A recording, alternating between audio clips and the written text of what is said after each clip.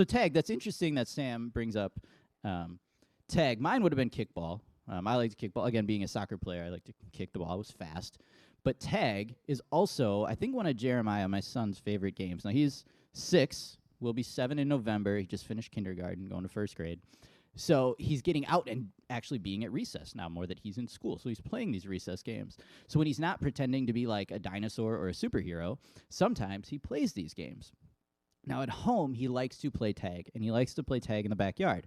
Here's the issue with playing tag with a 6-year-old. The rules change every 13 seconds. So usually Dad starts to be it, and I'm chasing after Jeremiah, and here's the one thing that gets me every time. He'll get to his swing set and be like, Dad, this is my safety zone. I'm like, what do you mean? He's like, my safety zone, you can't get me here. Okay, fine. So then I walk like 15 yards away, and then he takes off. Then we have this massive tree in our backyard. Oh, this one's my safety zone too. I'm like, no, this does not work. Not everything can be your safety zone, kid.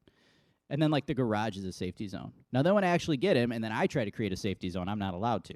So, see, the game is terrible. But the whole point is he picks these safety zones. Because in the safety zone, I can't tag him. I can't get him. He is protected and safe from what is coming at him. That is actually the main idea of today's Psalm 142 is safety zones. And it will be this, because what David writes about, David, again, is writing Psalm 142. He writes about someone being after him.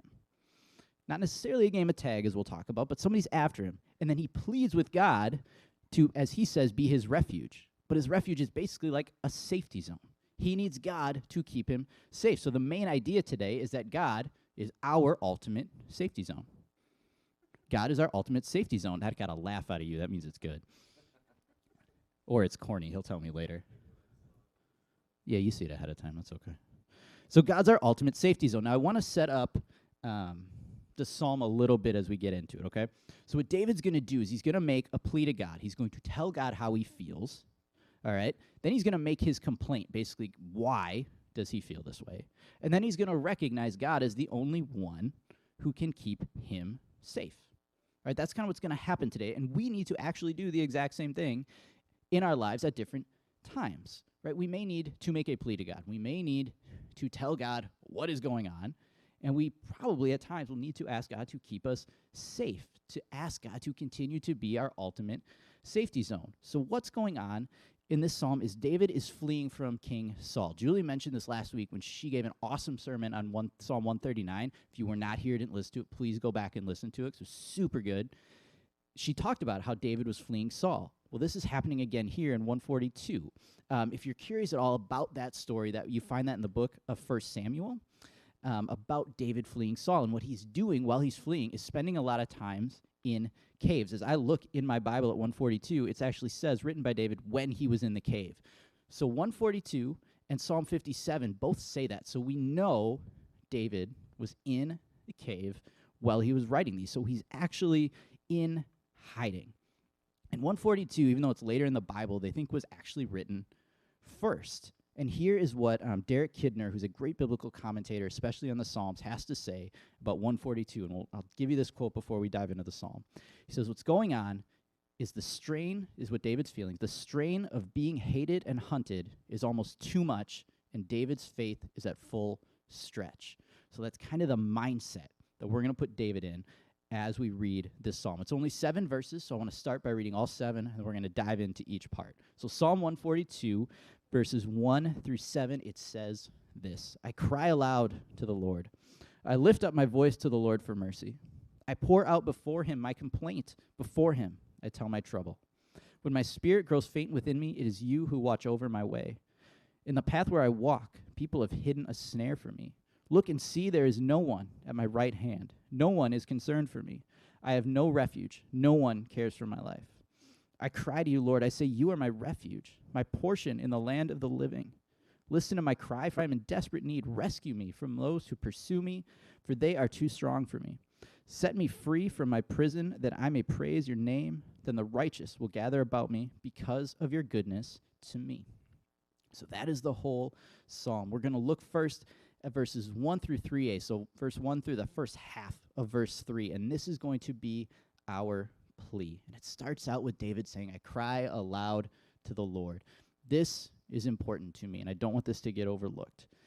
He's alone in a cave, but it says he does this out loud. He doesn't pray silently. He vocalizes what's going on. And we know, yes, God hears silent or vocal prayers, but think about the power of David alone and lost and hunted, saying it out loud. All right, he's literally vocalizing what is going on, his plea, his desperation to God. He gives his complaint, as he says. He pours out his complaint. This would be what's going on. His troubled thoughts, his mind is spinning and racing. He's at that full stretch. It says he pours it out. He cries out loud. He lifts up. Think about those descriptions. He is emotional, he's beat up, he's battered, and he just lifts it up with his voice. He doesn't sit there silently and pray. It's like he just has to let it explode out of him. And it says, before him, I tell him my trouble. He knows that God's presence is still there even when he feels faint. By saying before him, he recognizes that God is still there. He wants to go to God with this plea. He wants to go to God with his troubles. He knows he needs to because he knows he's in trouble. He knows he needs help, and he knows that only plea to make is to God because his spirit is growing faint inside him. Everything in him is growing weak and faint, and he's stretched, but he recognizes that God watches over him. So he does kind of a natural thing. He just says, God, here I am. Here is my plea. He does it out loud, and he shares, God, here is what I am feeling. I am not good at being like David in this. I am not a guy that wears my feelings or my emotions on my sleeve. Okay? I'm not one that's going to be outwardly expressive about this. This is much to the chagrin of my wife, who would like me to tell her how I feel a lot of the times. Here's what I'm really good at doing. I am what I would say is very fluent in the word fine. So she'll be like, hey, how are you doing? I could be the best time in the world. I'm fine. Hey, how you doing? Middle of the grande. Yeah, I'm fine. I had the worst day ever. How are you? I'm fine. Now, if you notice, they have different tones to them, so I think they're totally acceptable. At one point in our marriage, she looked at me and said, for the love, pick any other word than fine. Like, that probably gets me in the most trouble out of anything, is when I say fine. So we did describe, we haven't come up with, like, words for when I'm doing really well, but if I'm not, I have to say I'm spicy. So it's spicy. I cook, so I like using spicy food. So if I had a day, it's like, all right, I'm spicy, because I can't say fine. All right?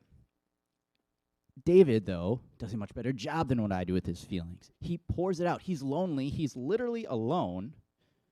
His spirit growing faint, and he cries it out and just lays it all out there for God. He's doing it. And we will have times when it feels like in our lives things are at our worst, or things are beating us down, when we feel like we're lonely and we're alone. And I kind of get the feeling that if we stay silent, it only increases that loneliness and isolation. Silence increases that because it's not like you're talking to anybody.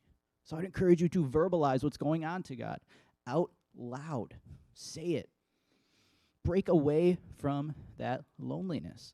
Pray out loud. Yell about it if you have to. Just get it out. Lift your plea to God. Describe it. Tell him what's going on. Tell him how you feel.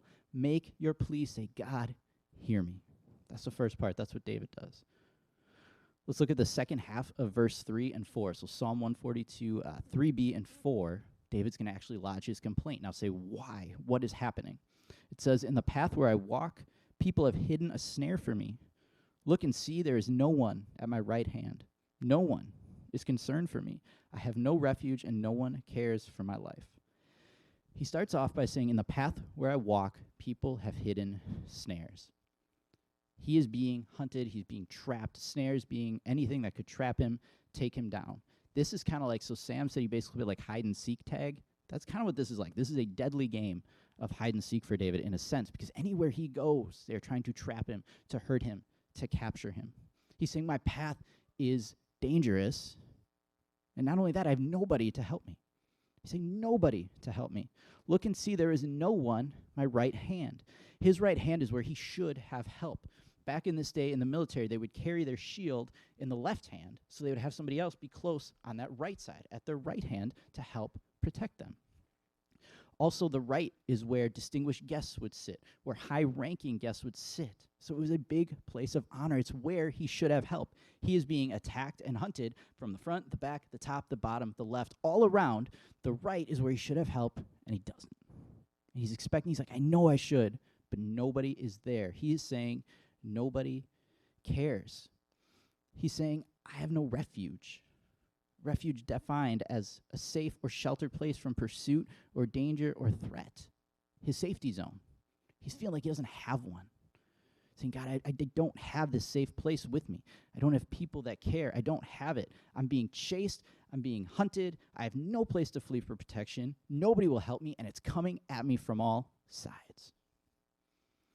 The feeling I get of that when we talk about these recess games is dodgeball. Who's played dodgeball, at least, whether you liked it or not? Right? Now we're familiar, right? You might take a ball, like this one here, right? This would be one, and you're playing the game, you're looking around, just go, man. Now, see, Chris would catch it, and I'd be out. Good catch, right? I might fling one of these at Sam. Missed. There's Ryan. Yeah, right? See? So Ryan would be out. I'd be out for Sam, right? They're coming at you from all different directions. Now, here's the thing. I did a little homework. Dodgeball didn't start like that.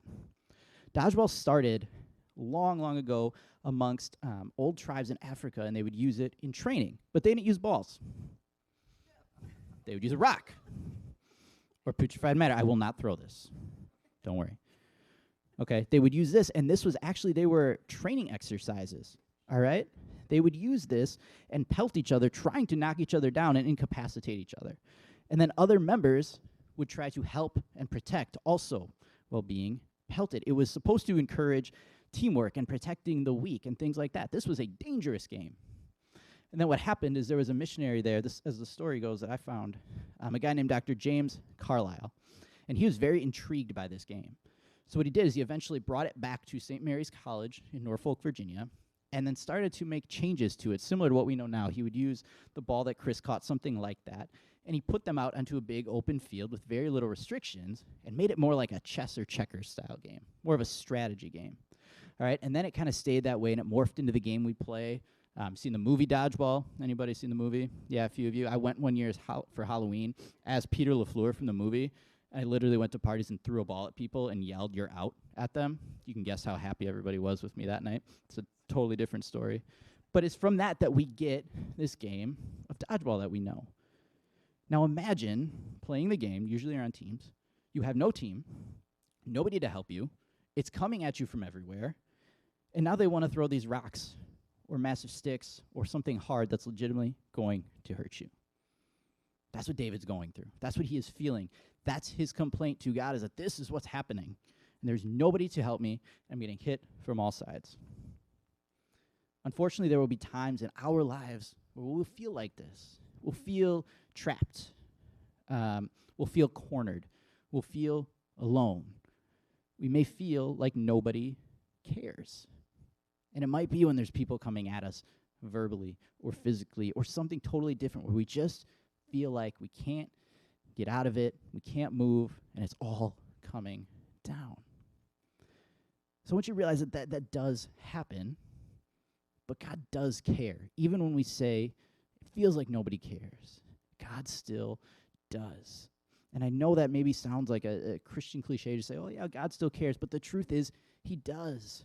Deuteronomy 31:6 says, "Be strong and courageous. Do not be afraid or terrified because of them, for the Lord your God goes with you. He will never leave you nor forsake you." Moses is speaking this to the Israelites when he's no longer going to go with them on their journey, and he knows people will oppose them. He says, don't be afraid or terrified because God goes with you. He will never leave you or forsake you. By never leaving you, meaning you can't be alone. God will never leave us. That's the promise he makes. He won't break it. He can't do it. He will stay with us. David, in the last part of the psalm, remembers that. And that's what I want us to remember as well, that God won't leave us. God will always be our safety zone. Let's finish up the psalm and read 142, verses 5 through 7. I cry to you, Lord. I say, you are my refuge, my portion in the land of the living. Listen to my cry, for I am in desperate need. Rescue me from those who pursue me, for they are too strong for me. Set me free from my prison, that I may praise your name. Then the righteous will gather about me because of your goodness to me. Now again, he starts by crying to the Lord. Again, this is emotional expression to God, but this time it takes a little different turn. He says, God, you are my refuge. You are my shelter. God, you are my protection. God, you are my safety zone. Any other refuge he feels like he's had, any other safe place, might eventually disappear. They'll fail, but God won't. God remains for him. And that's what he's saying is, God, you remain as my refuge. He says, you are my portion. The word portion oftentimes dealt with land. You would be given your portion of land, was initially how it was used. And then it kind of changed a bit. It started to be used for life and death situations. Portion basically being the ability to live in the land of the living. And that's how David's using it. He's basically saying, God is my only means to stay alive, my only means to stay in the land of the living.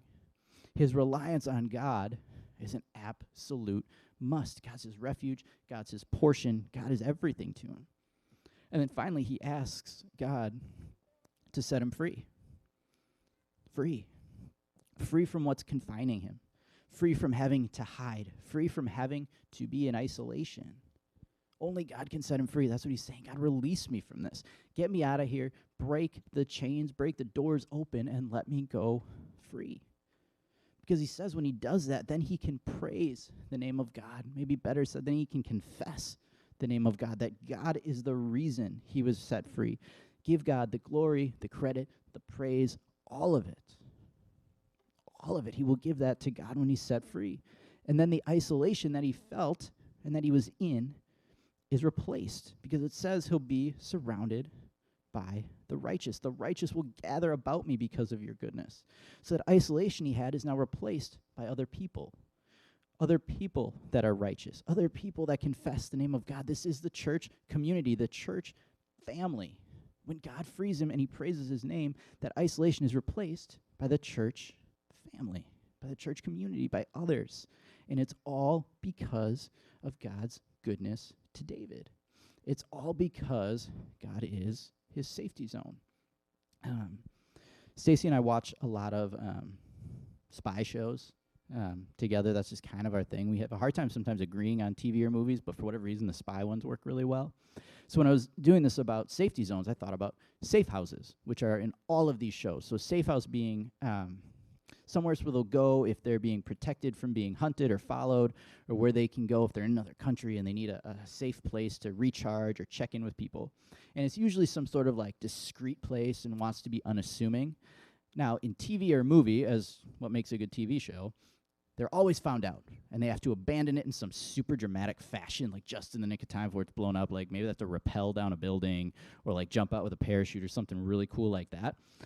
So even though they're supposed to be safe houses, they end up not being safe in these shows. But our safe house, our safety zone in God, cannot be breached or broken into or destroyed. We don't have to flee it. We don't have to jump out the window of our safety zone in God or rappel down it or anything like that, because it can't be broken. But we have to acknowledge that God is our safety zone first. We have to acknowledge that God can do that for us, and he will. And to do that, we have to admit that we need him to be our strength, that we need him to keep us going. Recognize that apart from him, we do have weakness, and that's okay.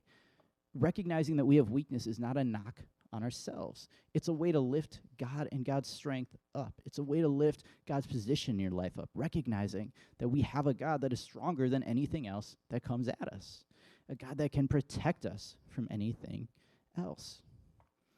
And then we have to ask God to set us free from the isolation or confinement or whatever we feel like is trapping us or has us caught. Because as always, God wants you to ask him for this. God wants you to come to him. He always does. And then when we do that, and we go to God and say, God, set me free from this, then we walk out free. We can walk out with confidence in God with our hands held up, not in surrender to our enemies, but in surrender and praise and submission to the God that can set us free from anything that's attacking us, from the God that freed us. And then we let others know about it. Like David is saying, let the righteous gather around me. Be surrounded by other people that can share in that experience. When you've been set free, share it. Encourage other people with it. Gather around God and his people. God didn't make us to be alone. This is why we're so important with community and connection. Connection being one of our values at Hometown. We're not supposed to be alone. Connect with each other is one of the pieces of our mission statement. So connect with others through being set free with God, with other people that follow God, with other people that will allow God to be their ultimate safety zone. So this week, I want us to think about God as our safety zone in two ways. And the first one is exactly how this psalm talked about it, how David writes about it. A similar situation to David. He was attacked, he was hunted, he was trapped. Basically a time or times when you feel alone or isolated because of something going on around you. And during those times, we can and should make a plea to God. Tell him how we're feeling, then tell him what's going on. Why do we feel that way?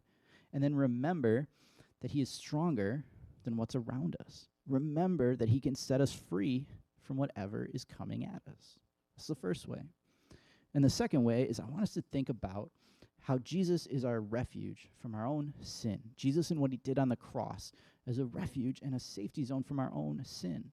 Because when we're stuck in sin, when we're caught up in our own temptations, our own troubles, our own struggles, it is easy to feel alone and isolated. We don't want to talk to other people because maybe we're upset with ourselves. We don't want to talk to God because we feel embarrassed or anything or something like that. That's how I get, all right? That's how I feel. But the thing is, we're not trapped and alone, and we don't have to be isolated. Because of what Jesus did on the cross, he became our safety zone from God's judgment on that sin. We're forgiven and freed from our own sin and our own struggles. We are safe from our own struggles. We're safe from what's around us. We are safe because God is our ultimate safety zone, and he always will be that for us. Let's pray that way this morning. God, I thank you for these words of David again, that he was willing, God, to come to you with a plea and with a complaint. God, when he is trapped and alone and isolated and feeling like it's all closing in on him, God, as it said, when his faith felt like it was at full stretch, that he knew he could come to you, and that he recognized that you were his refuge, God, that you were his safety zone, his place where he could be kept safe and then set free. And God, I thank you that you are that to us as well. God, that you won't leave us, abandon us, forsake us, God, that you are there to keep us safe, that you always want us to come to you, that you'll listen when we cry out to you, God, with a plea, with a complaint, with whatever, that you are there, you will listen, and you don't turn a deaf ear to it. So, God, I thank you for being our strength, God, for being an ear that will listen, God, for ultimately for being our refuge, God, and our safety zone. In your name, amen.